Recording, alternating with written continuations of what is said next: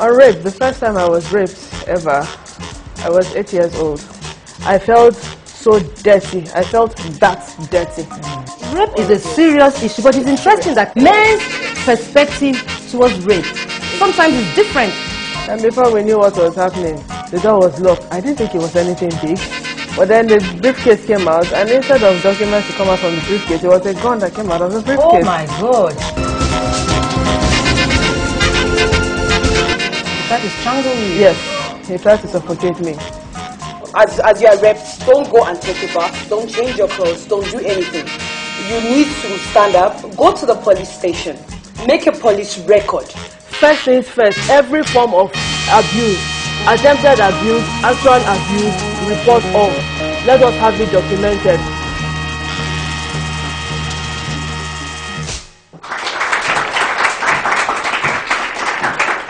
Thank you, ladies and gentlemen. Welcome to another Sisi Bumi show. On the show is my assistant, the fantastic Kaka.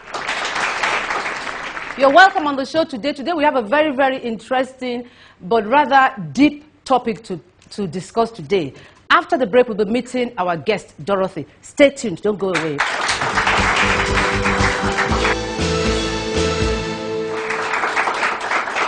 Thank you and welcome back on the show.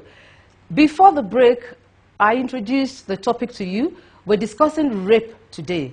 Rape is a very serious issue. It's a traumatic experience for anybody who goes through it, who has been through it rather. A lady or a man can be raped. Today we have a very courageous lady on the show who is coming to discuss her experience with us, with the hope that somebody would learn from the experience. Please welcome on the show today, Dorothy, ladies and gentlemen.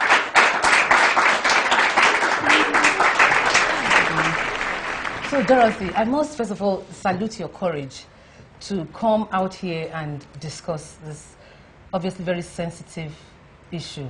Can you tell us what your story is? What happened? On rape, the first time I was raped ever, I was 8 years old. Wow. Yes, I was 8 years old. It was in primary school, and of course, that was the houseboy, the neighbor's houseboy, and his 3 friends. And I never said a word about it. And you were only 8? Yes, I was 8 years old. You were home alone, or what happened? Yes, I was home alone. Where were your parents? Went out. To work? Briefly. And left you in charge of the houseboy and... No, there was no relationship whatsoever. There was nothing. I was washing my clothes and everything when what happened happened. But they just capitalized on the fact that there was nobody in the house at that point in time, and they were aware that there was nobody at that point in time. Yes. Did you know these boys previously? The neighbor's house help. That must have been so traumatic for you, for an 8-year-old. For me, it was more annoying than traumatic. Why do you say that? It was more annoying than traumatic. Because I didn't understand it was trauma that I was going through then. But obviously you were a virgin then. Yes. At 8. So it must have been traumatic, I imagine. Well... Not just annoying. Annoying is something that just The feeling I was having then was anger.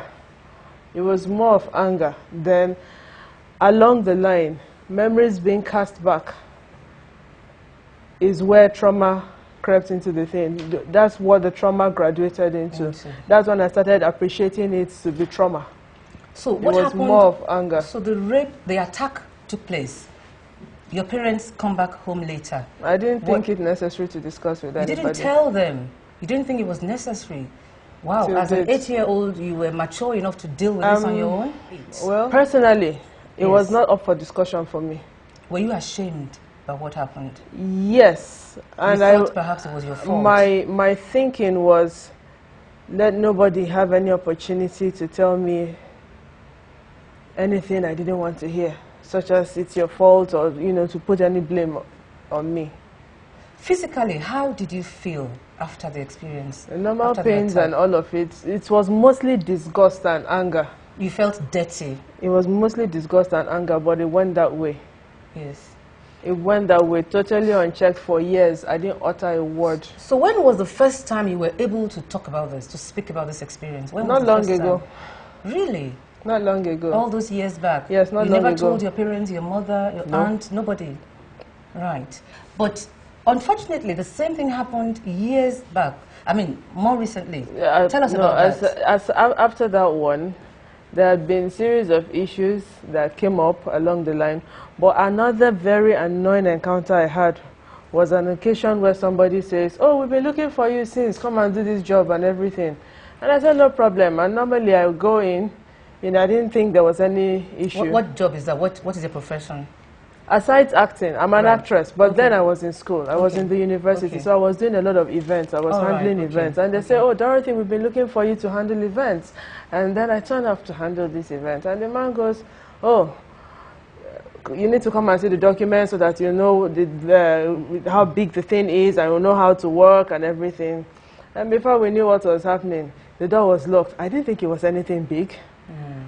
But then the briefcase came out, and instead of documents to come out from the briefcase, it was a gun that came out of the briefcase. Oh my God. And I'm like, is it gun matter? After everything, he saw I was not responding and all of it, and then the next thing he does was he tried to suffocate me.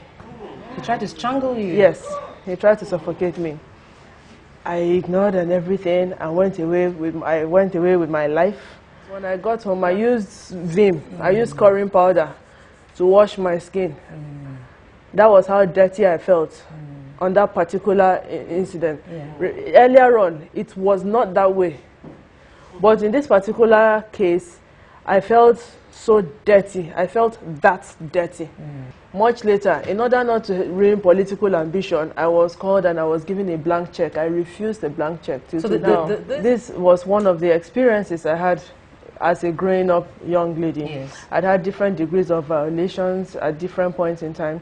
But along the line, I'd gotten, it got so bad that at some point I had a nervous breakdown. I can imagine. Yes, I did have a nervous breakdown. And the most annoying part of it, at that point, it had gotten to the point where I had started speaking up. Dorothy, so you decided to get on with your life after this experience. You didn't mention to anybody? Which of them? This particular one, yes. No, at this stage I started speaking up. I was more vocal. Well, by and large, I now started finding out what works and what does not work.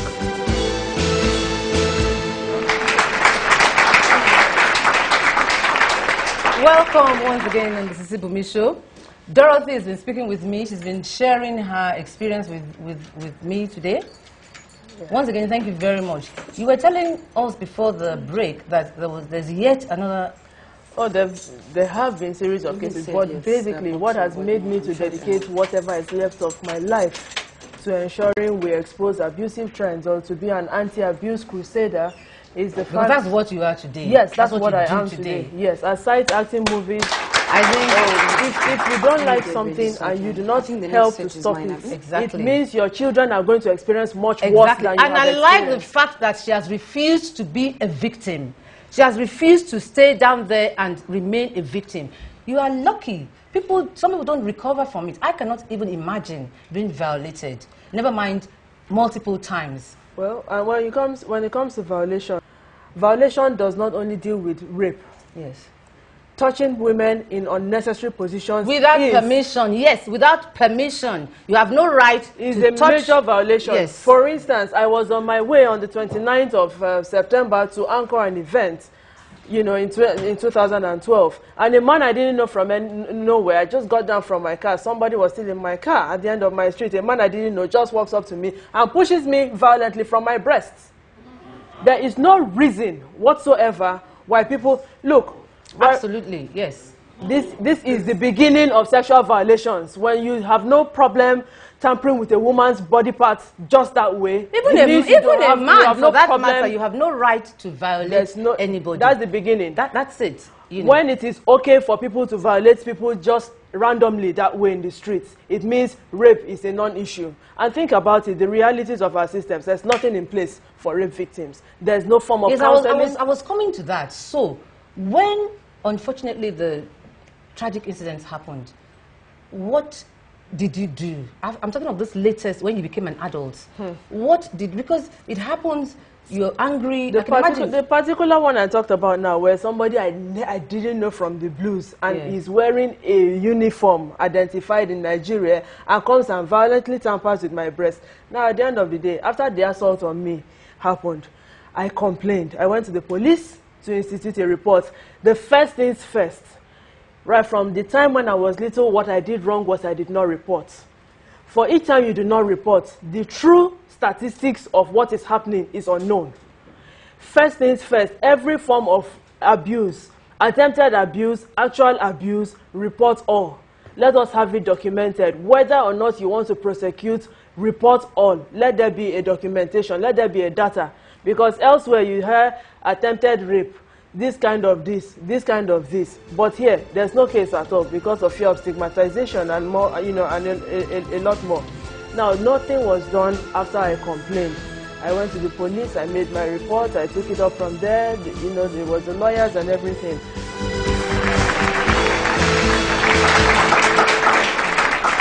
Welcome back. I'm going to be introducing to you now the therapist on the Sisi Bumi show. Ladies and gentlemen, Tamia.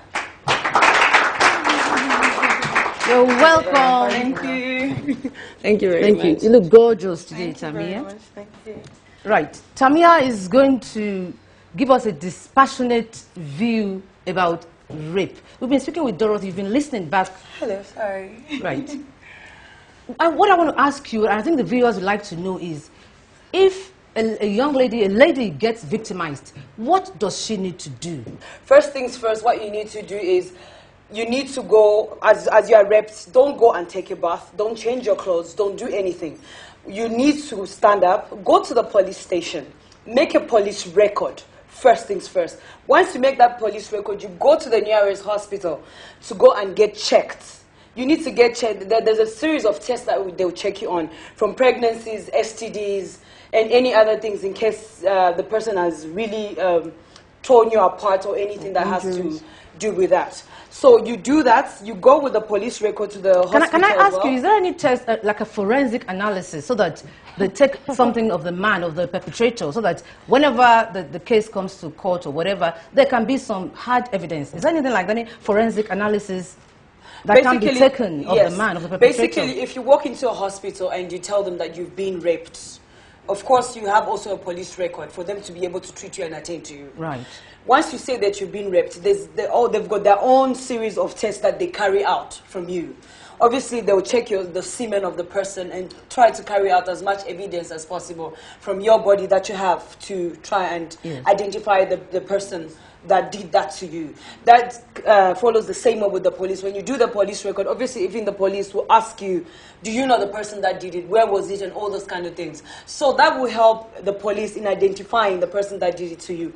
And also in protecting you as the person that has been victimized, that has been raped. That's when the hospital comes in, whereby they actually prevent other diseases like STDs, HIV and other things, you contracting it in case the person that raped you has those kind of diseases, including pregnancies. Right. Yes. But that's the reality elsewhere in the world. That's not the reality here in Nigeria. Here in Nigeria, we pay for malaria medication. And so the implication is, even the policeman that is going to escort you to the hospital, you end up having to pay for the policewoman. I understand that, but I think what Tamia is trying to say is that that's what you should do. Yes, I think what is important is that a young lady, woman, you know, whoever has been victimized, who is listening on this show today, knows that one of the first things to do is to try and get medical help. That's what's important. Despite try and get, I am surprised that there isn't any facility for forensic analysis. Because I would have thought that there would be a procedure in place whereby they can take some samples so that the beast can be caught. We'll be right back, ladies and gentlemen.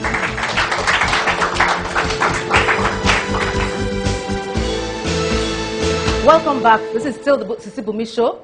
With me on the show is our resident therapist, Tamia, and Kaka is still here. Dorothy has been our guest on the show today. We've been discussing the very deep issue of rape.